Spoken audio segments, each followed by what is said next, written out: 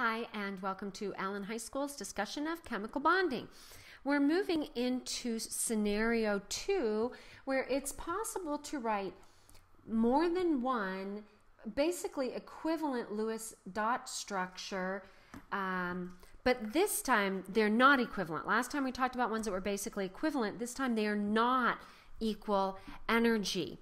And in order to decide what is the most likely, we calculate something called a formal charge. You can think of formal charge as like a prenup. It's like, okay, if we were to get a divorce, this is how we're going to divide up the electrons. And our goal is to have a fair prenup. In other words, it's not going to be fun if we have to break up, but if we do have to break up, let's do it evenly. So here's an example where we have N2O. Now, in general, we can get a little bit of a glimpse when there's three elements because they're often written in the order in which they line up in the structure. This time we're going to assume that all possible scenarios are correct. So if you did Lewis dot structures for N2O, you would come up with these 5 possibilities. Now, what we're going to do is assign formal charges. So let's take a look at the first one. We've got O, N, N, and let's fill in our electrons there because they all had an octet. So to get the valence charge, we do it for each element. So this is the first nitrogen, the left nitrogen, that's the right nitrogen, that's the oxygen. So let's do this oxygen. You start with your number of valence electrons. Oxygen has 8. Now, so that's like, what did you come into the marriage with? Now, how many non-bonded electrons? Not electron pairs, but electrons. So that's 4. In other words, oxygen came with all of his stuff, but oxygen's kind of keeping his own album or, CD collection. And half of the bonded, that's like, okay, well, this is kind of what we got when we were together. So each one of these, that's 2, 4. So that's 1/2 times 4. So that's 8. In this case, if I've done this right, whoops, that's where I messed up. I thought this was wrong.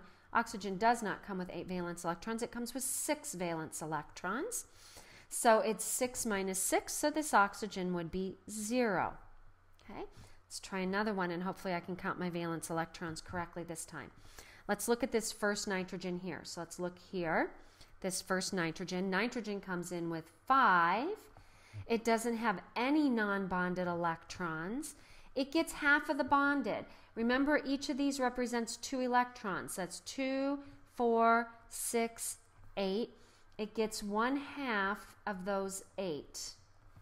So this one, for this middle nitrogen, or the left one, would be +1. This one on the end, let's do it. It's a nitrogen. It has 5. But this time there's 4 bonded electrons. We get half of the non-bonded electrons, of the bonded electrons. It's got 4 non-bonded. We get half of the bonded. And if we do that, we get -1. 5 minus 6 is -1. Let me just do a couple more, and then I'm going to fill in what the results should be. Let's do this next structure here. I'll draw it a little bigger. I know you have it on your paper, but this time, what if I put the oxygen in the middle instead? So I'd have that and that and that and that.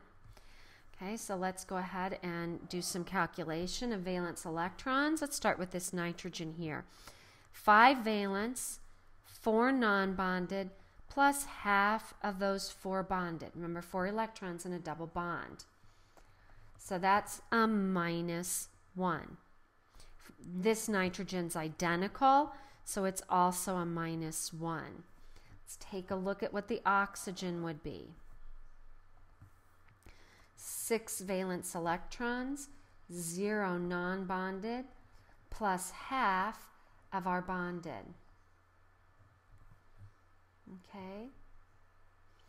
And what we would get for this one is a +2. Excuse me, I think I messed up here. 8. 2, 4, 6, 8, not 4. I already divided it, my bad. There we go. I get +2. Okay, now I'm just going to fill these in. You'd get -2 for the left nitrogen, +1 for the right nitrogen, +1 for oxygen. So you might want to calculate these and make sure you're getting the same answers that I do. Okay, so that would be the results of doing this on the rest of these structures. Now the question is, how do we decide which is the best? All right, there's 2 criterion. Our first goal is to get all formal charges as close to 0 as possible. Well, that gets this one out because of the 2's, right? This is all 1's, that's all 1's. So anything with 2's is further away, right? So that eliminates that. So we're trying to get each of them, we want it as fair as possible. We want it to be a win-win situation as much as possible.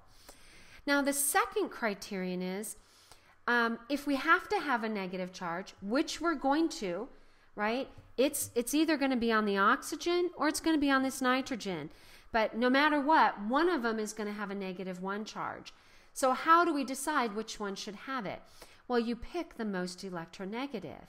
Since oxygen's the most electronegative, we'll eliminate the one that has nitrogen as negative. And we would say that this structure in which we have, let me erase this one oxygen, single bonded to nitrogen, a triple bond. There we go, a little bit bigger there with the full electrons shown. That would be our likely scenario, and then as chemists we would start doing some experiments to look at these bond strengths and bond energies. That has a bond order of 3, that has a bond order of 1. So you will have to, in your WebAssign, be working on how to calculate some formal charges and make such decisions. Our next step is finally starting to move us into the basics of what we need for the 3D structures. I'm not going to fully lecture on all of it because we have an in-class modeling activity where we will go over and fill in the needed notes for that. So until then, this is, as always, signing off.